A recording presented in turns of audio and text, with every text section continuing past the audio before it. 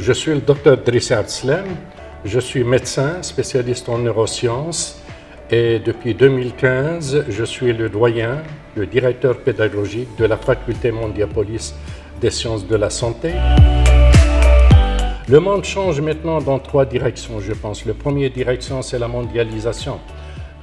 Nous devons nous ouvrir sur les autres, nous devons nous ouvrir sur les technologies, nous devons nous ouvrir sur les savoirs et les connaissances dont nous ne possédons pas les moyens maintenant.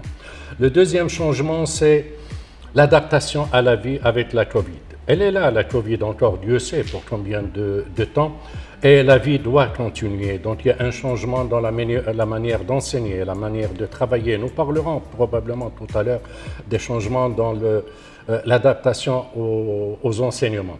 Le troisième changement, c'est la technologie qui est là. Et cette technologie nous impose une adaptation toujours, nous impose des efforts pour la maîtriser, pour l'acquérir de manière rationnelle, de manière optimale et de manière qui rende service à l'être humain, aux êtres humains que nous sommes. Je saisis 3 changements dans ces attentes-là. Le premier changement, c'est que les étudiants maintenant deviennent exigeants sur la qualité de l'enseignement, deviennent exigeants sur l'importance de leur donner des enseignements pratiques, de leur donner des enseignements qui leur permettent de s'intégrer rapidement dans le milieu du travail, de leur donner des enseignements qui leur permettent de s'ouvrir sur le monde et de leur donner des enseignements qui leur facilitent l'insertion professionnelle.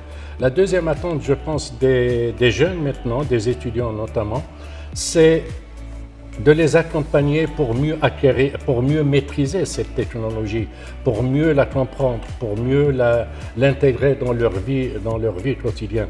Et puis un troisième élément, je pense chez les jeunes maintenant et chez les moins jeunes, chez les seniors aussi, je l'avais, cette attente, c'est de pouvoir gagner ma vie dignement, d'avoir un travail qui préserve ma dignité, qui me permet de gagner ma vie honnêtement et dignement.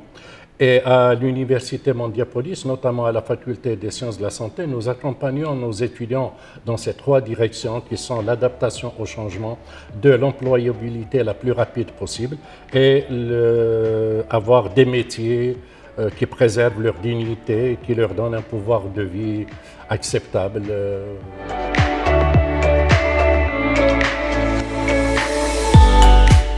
Alors, les moyens que nous mettons en œuvre qui sont innovants, il y a les moyens classiques, les moyens habituels, mais les moyens innovants sont à 3 niveaux. Le premier niveau, nous nous ouvrons sur l'intelligence artificielle. Nous avons des contacts, nous avons des projets en commun avec un certain nombre d'institutions qui ont de l'expérience dans l'intelligence artificielle pour l'introduire dans nos méthodes d'enseignement.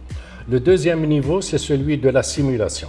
Dans les métiers de la santé, la simulation signifie mettre l'étudiant devant des cas pratiques qu'il discute avec son enseignant, qu'il analyse avec son enseignant.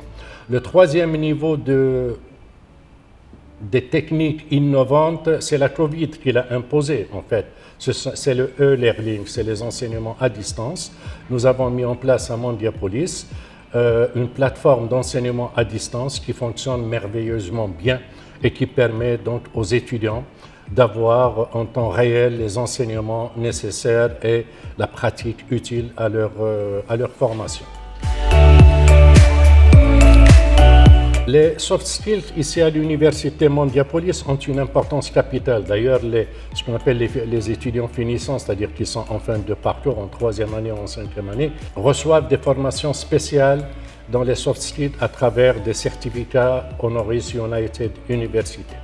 Ces soft skills permettent à l'étudiant d'abord d'avoir confiance en lui, c'est-à-dire de développer ses compétences personnelles, de développer ses capacités de plaidoyer pour lui-même, pour son métier, ce qui va lui faciliter donc les entretiens, s'il a des entretiens à faire pour les embauches. Ces soft skills permettent également à l'étudiant d'avoir un bon relationnel, d'avoir la bonne communication là où il faut, comme il faut. Et les soft skills permettent également d'ouvrir l'étudiant à l'environnement socio-économique et à l'environnement scientifique, c'est-à-dire développer sa curiosité intellectuelle, sa curiosité scientifique. Alors, le conseil pour les étudiants de la santé, pour tous les étudiants, se résume en deux mots, la persévérance et la ténacité. Les études sont difficiles dans la santé, dans les métiers de la santé, les études sont difficiles, pas pour autant impossibles. Elles sont difficiles, donc demandent de la persévérance pour comprendre de nouveaux concepts, demandent un effort intellectuel pour appréhender un certain nombre de concepts nouveaux, demandent de la ténacité pour travailler de manière régulière dès le premier jour de la scolarité.